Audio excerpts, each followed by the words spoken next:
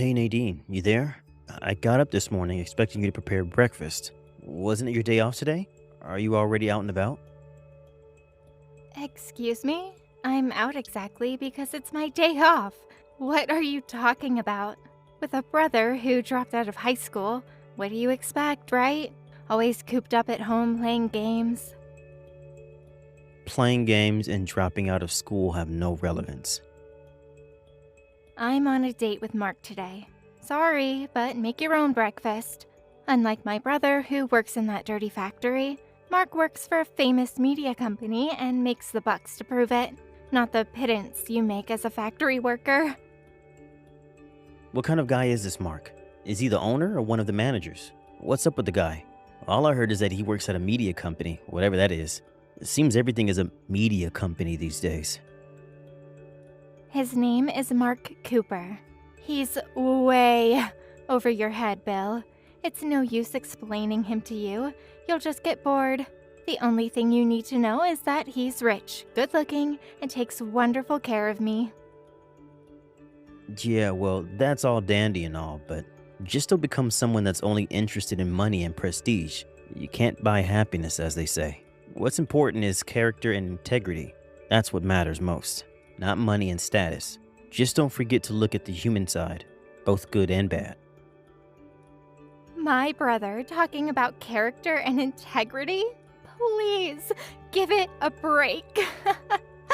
Not something I would hear from a high school dropout and factory worker. Talking about factory work, your business is taking a hit now, isn't it? I'm just so embarrassed that my big brother works at a factory. That factory is just a hindrance to society. That's all it is. It serves no purpose. Just get it over with and let it die. Please don't say that. It makes me sad when you say that, Nadine.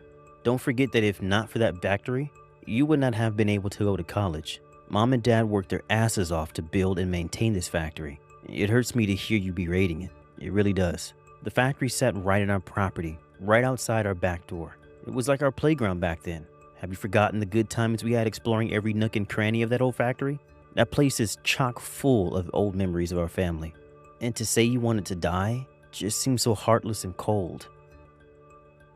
Are you serious right now?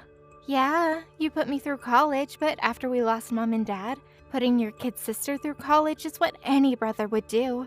It's got nothing to do with that dirty old factory.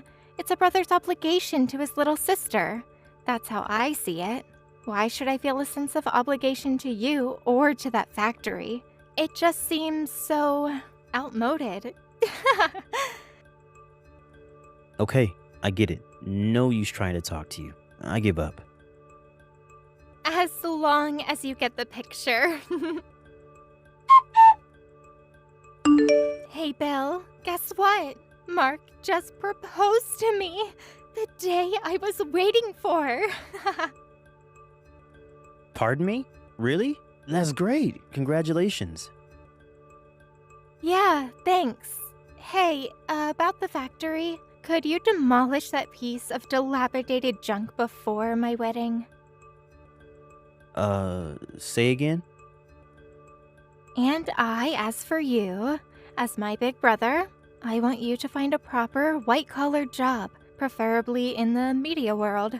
Look what's at stake here.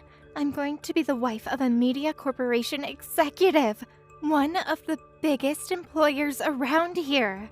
I'm going to be the wife of a prestigious guy. I need to keep up appearances, you know. I can't very well say that the old derelict factory is my home. The house is a piece of crap, but it's better than that old dump. Just get it over with and tear down the whole mess. You can use your part of the money to move away and start a new life. Do what you want to do. You have such a wonderful personality, Nadine. I don't envy your future husband. He's got a handful to look forward to. What the hell are you talking about? Just raise the place, would you? And good riddance. You just won't let this go, will you? You really want the place demolished, huh? Okay then. Okay, so we're done, right? We cut all family ties. It's more complicated than that. What do you mean? You're forgetting one thing. I employ a bunch of staff. I can't just fire them and be done with it. Some have worked there before I was even born. They're more like family. It's not as easy as just pulling the plug. You're not serious. Hello, this is Mark Cooper. Thanks for coming to the wedding. I guess that makes you my brother-in-law. Oh, hey Mark. Thanks for inviting me. It was a wonderful wedding. I can call you Bill, right? Of course, you're like 3 months older than me, so you're like a big brother to me. Call me Bill or Billy, whichever you prefer, or even William, if you want. I think Bill would be fine. That's what Nadine always calls you. Kinda used to it by now. Sure, whatever is easier for you. And what can I do for you today? Yes, actually, it's about business. I wanted to get your advice on a matter that I've been contemplating. A business matter, really? Yes, I was thinking of providing financial support for your factory. Really? You mean you want to invest in the factory? Is that what you're saying? Yes, I'm going to get right to the point, but the factory is not doing well. Financially, I mean. Well, it's been doing okay. I'm really sorry to be so blunt about it all, but it's a small community around here. We're not in the same business, but it's business nevertheless, and I tend to get wind of things. I'm sure you can imagine. Yes, I suppose. Is it okay if I ask a little bit about the situation with the factory at the moment? Sure, this factory was built by my father. My mother helped with the administrative stuff, but my parents passed away in a car accident when I was in high school. My sister Nadine was only a kid then, and we had no other income other than the factory, so we had to make it work. As I was just a kid, we had a relative run of the place until I graduated from high school, but I couldn't very well take over the factory as I had no real experience. So I worked as one of the factory employees, and when I turned 25, I was able to take over as the president. Maybe I just didn't have the organizational skills to make the business work. After my folks died, the business continued on a downward trend. Years later, we were just not able to make things work. And what's more, our top skilled worker will be retiring in a year. He's been with the factory since its conception. So I figured it was about time to pack up. I see. Thanks for telling me. This is just a suggestion, but this may be the right time. What do you say if we bought your factory? You can continue business as usual, no need to fire anybody. Just think of it as a new business venture. Everyone can continue as before. What do you say? As a business investment, we plan to incorporate new machines and equipment and also expand the overall operation. There may be a possibility of moving it to a more spacious location, just so you know. That's the best thing I've heard in years. Are you sure about this? Are you just doing this because I'm Nadine's brother?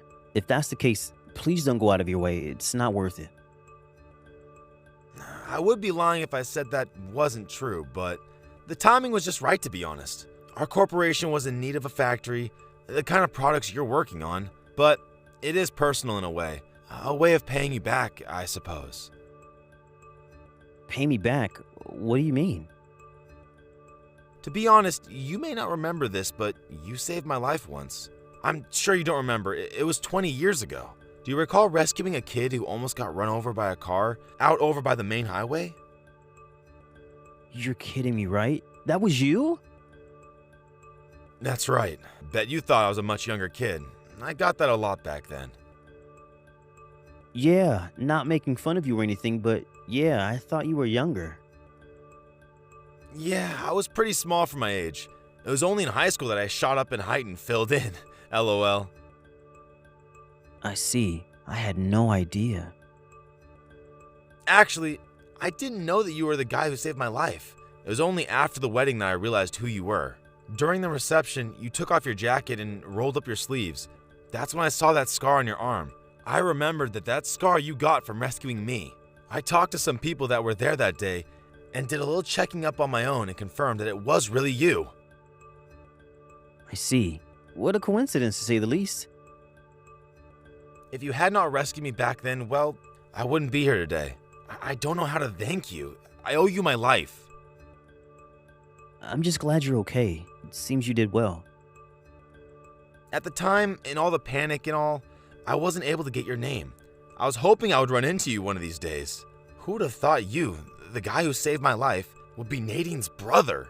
What a twist of fate. Yeah, I'm still in a daze. How could this be? So, back to what we were talking about, this investment. The timing was just right. I would appreciate it if you'd accept my proposal, as a business investment and as a way for me to show my appreciation for saving my life. Mark, I really don't know what to say, but thank you so much.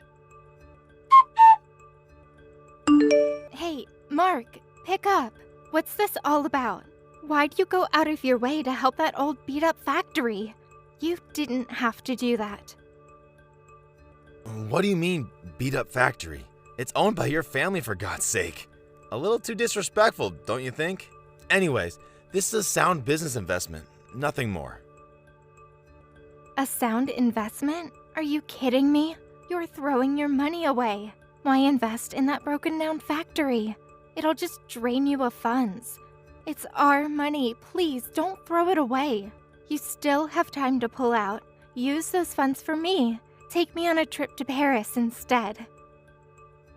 Nadine, am I hearing you right? Your brother put his blood and tears into that factory. I hate to hear you belittle the place. You're well aware of how much your brother put into the place all these years. Your folks and your brother worked hard at that very factory to put you through college. Have you forgotten that? And what's more, your brother Bill saved my life a long time ago. I owe him. That has nothing to do with me. Nothing's changed. It makes no difference. Makes no difference? Seriously? All I care about is that we got married, and I just want to be happy. That's all. I don't need all the rest of that crap. Now that you're married to me, you should focus your attention toward me and nobody else. Forget that dirty old factory. To be honest, I feel totally embarrassed by the fact that this dilapidated old factory is part of my family. I want nothing to do with it. Now that you've invested in it, maybe it would be a good opportunity to just demolish it for good. And what's more, unlike you and me, who graduated from college, my brother is a high school dropout. I think we should just cut all ties with him and his factory and go on with our lives. All that place does is invite bad luck. I see. You know what, Nadine? I was always a little uneasy about some of the remarks you've made and your occasional attitude towards others. I can take what you just said as how you truly feel. Is that it? I'm so happy that you see it my way. I knew you'd come around. That only means one thing. I think we should get divorced. Wait, what? What did you just say? I said I decided to divorce you. You should be ashamed of yourself for having such animosity towards your brother in that factory. I'll repeat this one more time. Bill saved my life. I would not be here talking to you if it wasn't for him. If you can't understand that, well, I can't live with someone like that. I'm sorry. Mark, are you being serious right now? This is just one big joke, right? Are you ranking me or something? Who's behind this? My brother, I bet. I mean, we love each other. We just got married. How could we get divorced so soon? Nobody gets divorced about something so trivial. It's not trivial, and no, I'm not joking. I did think I loved you once, but it was all just an illusion. After what you said, I came to my senses. You don't love me for who I am. You only wanted me because of my money and status. I realize that now. That's not true. I love you. I really do. Please believe me. You really expect me to believe you after all that? Goodbye, Nadine. It was nice knowing you. Bill, are you there? I just talked to Mark. He said he wants to divorce me. What did you say to him? Please help me out here, would you? He told me you saved his life long time ago. He owes you. That means if you ask him to do something, he has to comply, right? Could you please contact him and tell him? No, demand that he not make your sister cry and not go through with the divorce. You have to do that for me, Bill. Bill, are you there? Say something, would you? Nadine, I thought you contacted me about... Sorry, but I have no intention of helping you out. Excuse me, why not? You said some terrible stuff about me and about Mark. You wanted to cut all family ties with me. Just disappear somewhere is what you said. You do remember that, right? That means I'm not your brother any longer. At least that's how I took it. Am I wrong, Nadine? Bill, what are you saying?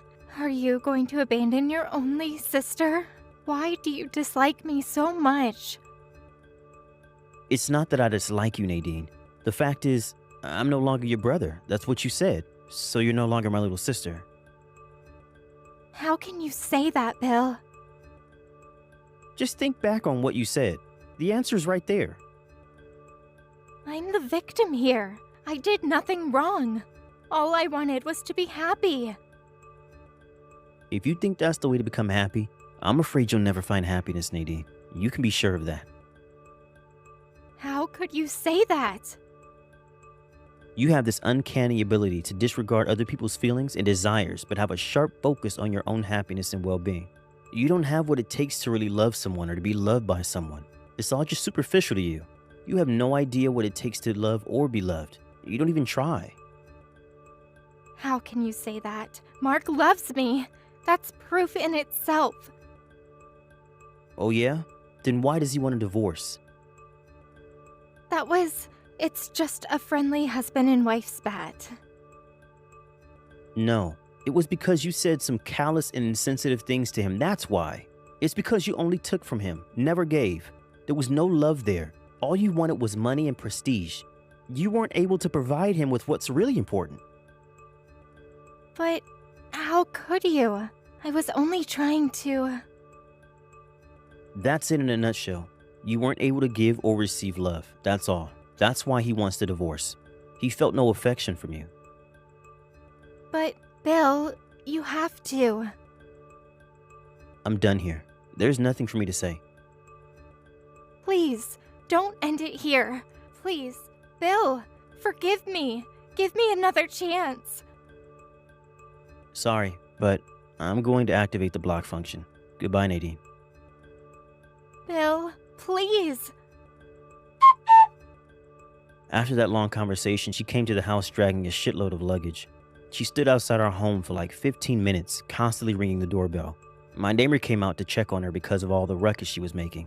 He told her I had moved away due to the relocation of the new factory. I only moved about 15 minutes away to a temporary apartment, but I guess Nadine thought I had moved far away and simply gave up.